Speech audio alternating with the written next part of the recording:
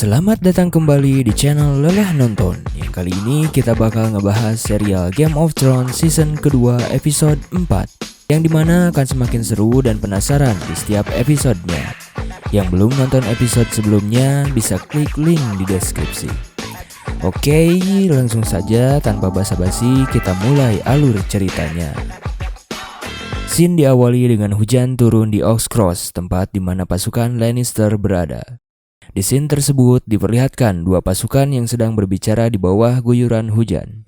Di tengah-tengah pembicaraan mereka, lalu tibalah pasukan Winterfell tiba-tiba menyerang. Keesokan paginya, pasukan Winterfell menang dalam penyergapan tersebut.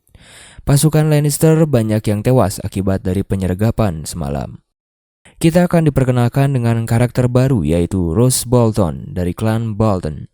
Ia adalah sekutu dari Winterfell yang sama-sama bertempur melawan Lannister.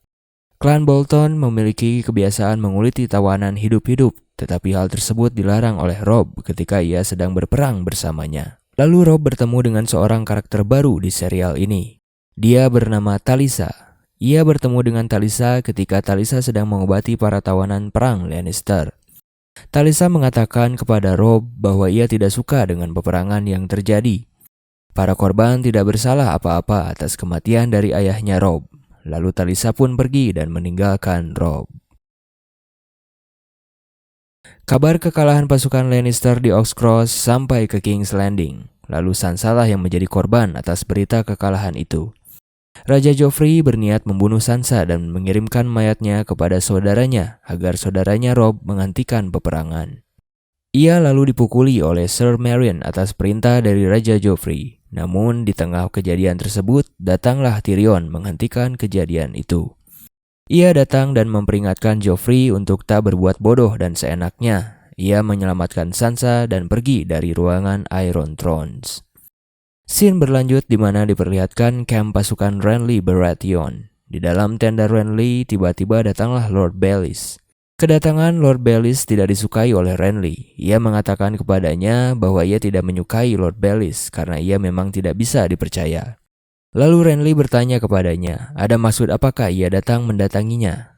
Ternyata ia datang untuk bernegosiasi dengan Renly dengan menawarkan peperangan yang sulit atau yang mudah kepada Renly.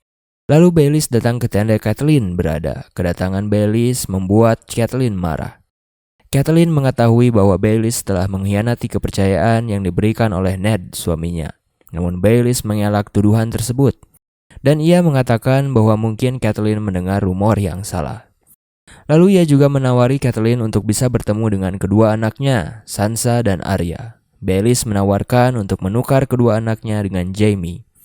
Namun tawaran tersebut tidak disetujui oleh Robb dan Baelys pun mempengaruhi Catelyn agar mau menukarkan kedua anaknya dengan Jaime tanpa sepengetahuan dari Robb. Baelys juga datang kepada Catelyn dengan membawa mayat dari suaminya Ned atas itikat baik dari tawaran yang ia ajukan kepada Catelyn. Baelys datang menemui Catelyn atas perintah dari Tyrion yang memerintahkannya untuk datang agar bisa bernegosiasi untuk menyudahi peperangan yang terjadi. Kembali kepada kisah Arya yang ditawan oleh pasukan Lannister, ia dibawa dengan tawanan yang lain ke Harrenhal, wilayah kekuasaan dari Lannister. Di tempat tersebut, ia melihat para tawanan dihukum mati satu persatu tiap harinya, apabila tawanan tersebut tidak bisa memberikan informasi yang mereka inginkan. Di malam harinya, di ruang tahanan sebelum Arya tidur, ia selalu mengucapkan nama-nama yang akan ia bunuh.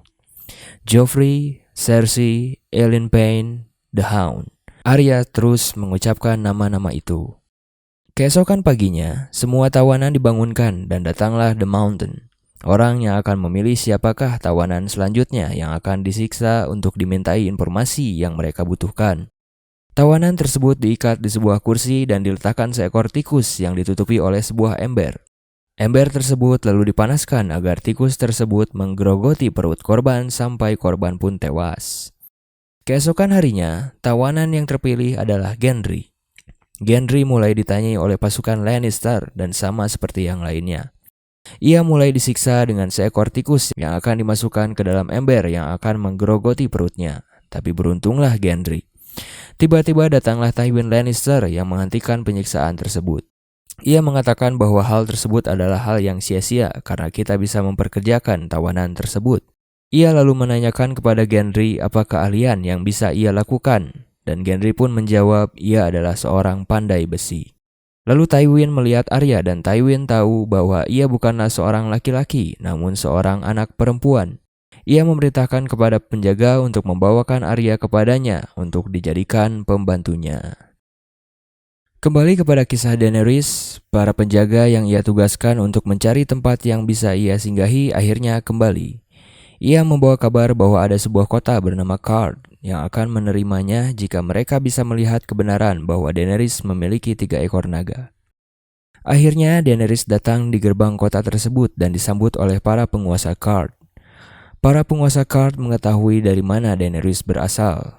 Penguasa kota tersebut mengatakan bahwa ia akan membukakan pintu gerbang apabila ia bisa melihat terlebih dahulu naga-naga yang ia bawa.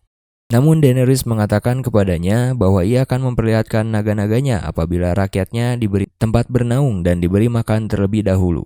Setelah itu, barulah ia akan memperlihatkan naga-naganya kepada mereka. Para penguasa tersebut menolak tawaran dari Daenerys dan menuduh bahwa Daenerys seorang pembohong dan akan menutup pintu gerbang untuknya.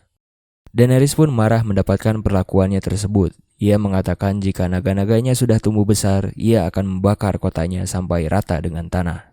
Lalu ada salah seorang penguasa kota tersebut mengatakan bahwa ia akan membiarkan masuk Daenerys ke kota Card, dan ia yang akan menjamin Daenerys dan rakyat Dothraki.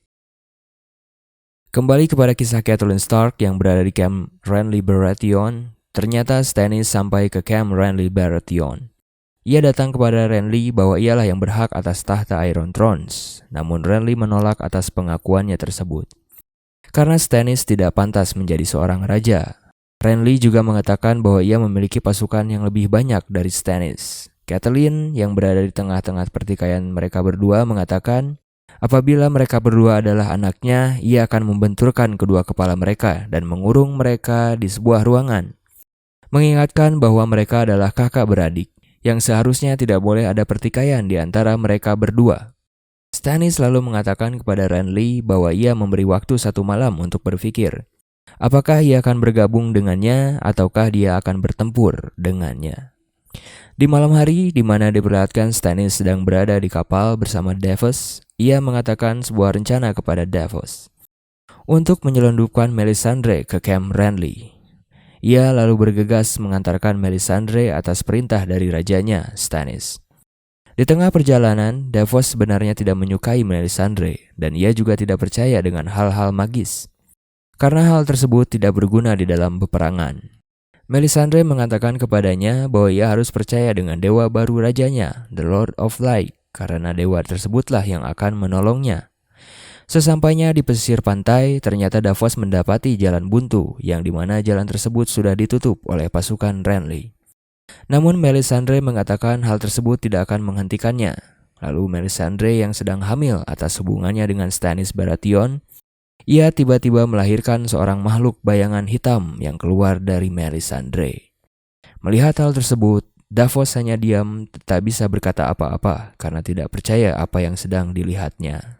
Berakhir sudah episode 4 dari serial Game of Thrones ini. Semakin seru dan penasaran bukan? Bagaimana kelanjutannya? Ikuti terus serial Game of Thrones. Tetap di channel Lelah Nonton.